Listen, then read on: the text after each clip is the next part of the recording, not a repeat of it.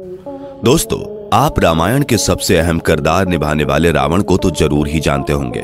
आपको इस दुनिया में राम तो बहुत देखने को मिल जाएंगे, लेकिन रावण आज तक सिर्फ और सिर्फ एक ही हुआ है। रावण लंका का एक ऐसा महान राजा था जिसने अपनी कुशल राजनीति से लंका और वहां की प्रजा के दिलों में हजारों सालों तक राज किया था। लेकिन रावण के घमंडी स्वभाव की वजह से उससे हुई सिर्फ एक गलती ने पूरे सोने की लंका को राख में मिला दिया। बचपन से आज तक हम सभी को यही बताया गया है कि रावण का सर्वनाश सिर्फ और सिर्फ सीता माता के कारण हुआ था। लेकिन हम आपको बता दें कि माता सीता के अलावा भी रावण की मौत में कई और स्त्रियों का हाथ था, और इन सभी के अलावा भी ऐसी कई वजहें थी जिनके चलते रावण का वध भगवान श्री राम के हाथों हुआ। दोस्तों, हो सकता है कि आप भी रावण से जुड़ी इन बातों को ना जानते हो। आज हम आपको रावण से जुड़ी कुछ ऐसी ही अनसुनी बातों के बारे में बताएंगे, इसलिए बने रहें हमारे साथ वीडियो के अंत तक।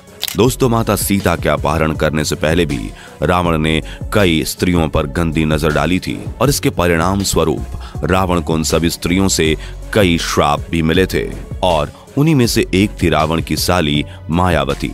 दरअसल मंदोदरी की बहन मायावती ने भी रावण की मौत में अहम भूमिका निभाई। ऐसा बताया जाता है कि रावण ने अपनी वासना के चलते मंदोदरी की बड़ी बहन माया को भी नहीं छोड़ा था। आपको बता दें कि मायावती के पति शंबर वैजंतपुरी के राजा थे। जब रावण एक बार राजा शंबर से मिलने उनके महल पहुंचा तो उसकी नजर मंदोदरी की बड़ी बहन मायावती पर पड़ी। मायावती की खूबसूरती को देखते ही रावण का दिल मचल उठा और उसने कई बार मायावती को अपने जाल में फंसाने की कोशिश की।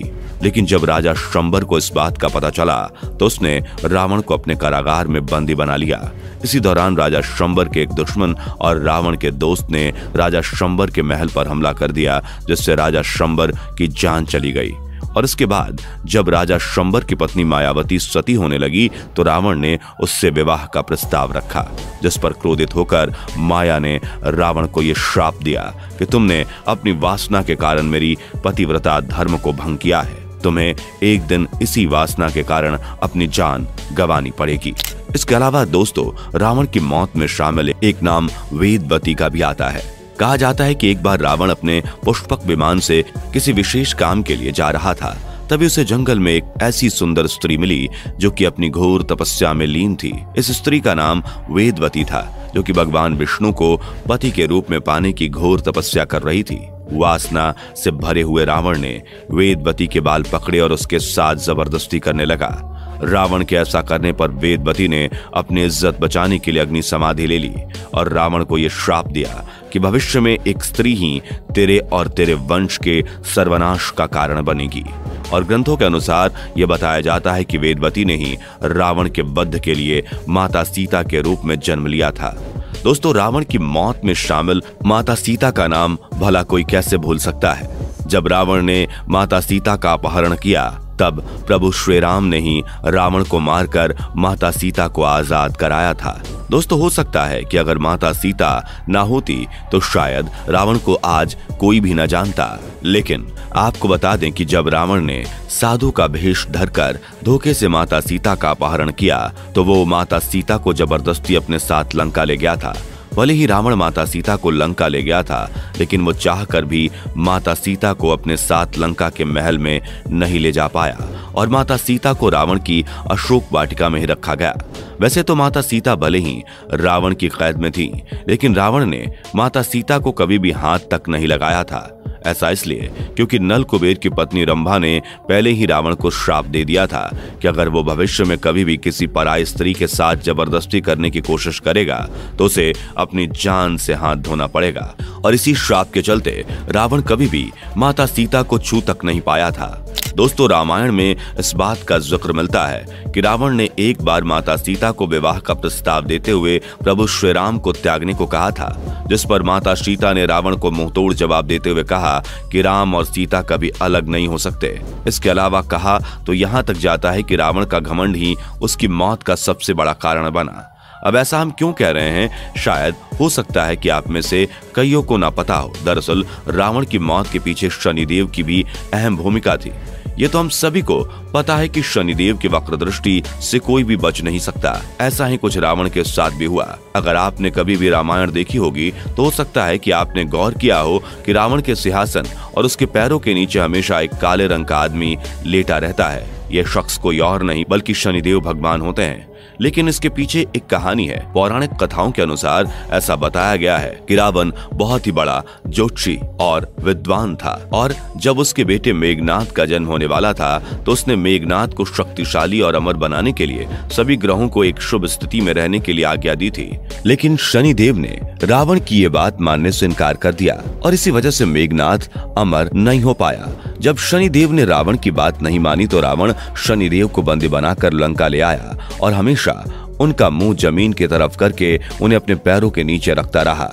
एक बार की बात है, जब नारद मुनि रावण से मिलने लंका गए तो उन्होंने शनिदेव को रावण के पैरों के नीचे पड़ा हुआ देखा। शनिदेव की ऐसी दशा देखकर नारद मुनि ने रावण से यह कहा कि हे रावण, तुम्हारी लंका तो बहुत ही सुंदर है और तुम इतने वीर योद्धा भी हो कि तुमने शनिदेव तक को अपनी लंका में बंदी बना लिया है। कम से कम शनिदेव को ये मौका तो दो कि वो भी मुंह सीधा करके तुम्हारी लंका की सुंदरता और तुम्हारा पराक्रम देखें। जैसे ही रावण ने शनिदेव को ये सब देखने का मौका दिया, शनिदेव की वक्र दृष्टि रावण पर पड़ी और बताते हैं कि शनिदेव की वक्र दृष्टि पड़ने से ही रावण की मौत का सिलसिला शुरू हो गया। इसके अलावा दोस्तों, रावण की मौत के पीछे उसके पिछले जन्म का भी एक ऐसा रहस्य है जिसकी वजह से रावण की मौत सिर्फ और सिर्फ भगवान श्री राम के हाथों ही लिखी थी।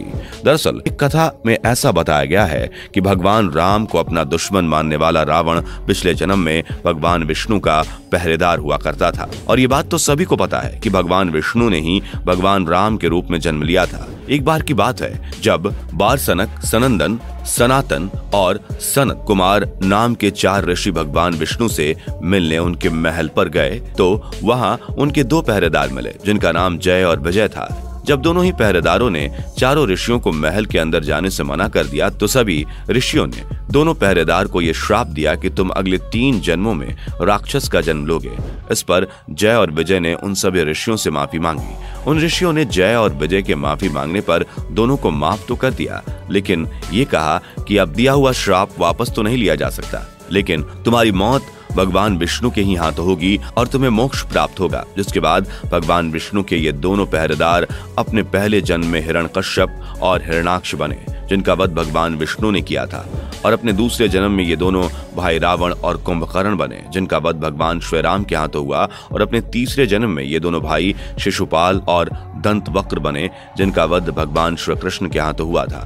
दोस्तों, रावण से जुड़ा एक और ऐसा रहस्य है जो हमेशा से ही हमारे लिए चर्चा का विषय रहा है। अगर आप सब ने रामायण देखी है या पढ़ी है तो उसमें हम सभी को यही दिखाया या बताया जाता है कि रावण के 10 सिर थे, लेकिन क्या हकीकत में रावण के 10 सिर थे या नहीं, आइए जानते हैं। दोस्तों, दरअसल रावण के 10 सिरों से जुड़ी हुई 2 कथाएं काफी ज्यादा प्रचलित हैं, जिसमें पहली कथा के अनुसार ऐसा बताया गया है कि रावण एक मायावी राक्षस था जिसके 10 सिर तो नहीं थे, लेकिन वो अपनी माया से 10 सिर होने का एक भ्रम पैदा कर देता था, इसलिए लोग उसे दशानन कहते थे।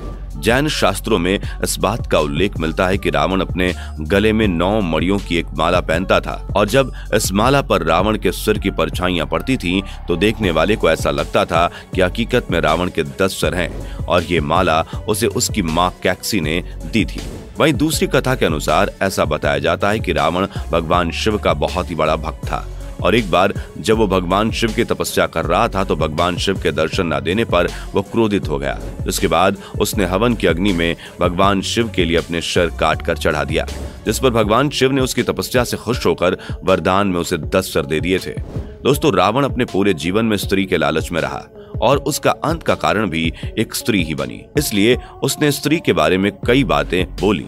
जैसे उसने कहा था कि किसी भी खूबसूरत स्त्री को देखकर मोहित होना अपने भविष्य के साथ गद्दारी करने के बराबर है। साथ ही उसने कहा कि स्त्रियां लालची होती हैं और उनका यही लालचपन उनको और उनसे जुड़े लोगों को मुसीबत में डाल देता है। रावण ने कहा कि स्त्रियां जल्द ही दूसरे के बहकावे में आ जाती हैं, जिससे उन्हें परेशानी का सामना करना पड़ता है। रावण ने मरते वक्त कहा था कि स्त्रियां किसी भी बात को ज्यादा दिन तक राज नहीं रख पाती, इसलिए अगर किसी महिला को आपकी कोई भी राज की बात पता चल जाए तो वो आपका विनाश कर सकती है उसने बताया कि स्त्रियों का मन अशांत रहता है, वो किसी भी चीज से संतुष्ट नहीं होती, उनका मन बार बार बदलता रहता है, जिससे उनको समझा पाना बहुत ज्यादा मुश्किल हो जाता है। तो दोस्तों, ये है रावण से जुड़े कुछ अननोन फैक्ट्स। वीडियो को देखने के बाद आपकी राय क्या है, नीचे कमेंट करके जरूर बताइए। साथ ही वीडियो को अपने दोस्तों के साथ भी जरूर शेयर करें और ऐसी और वीडियोस के लिए चैनल को सब्सक्राइब करके बेल नोटिफिकेशन को भी जरूर ऑन कर लें। धन्यवाद।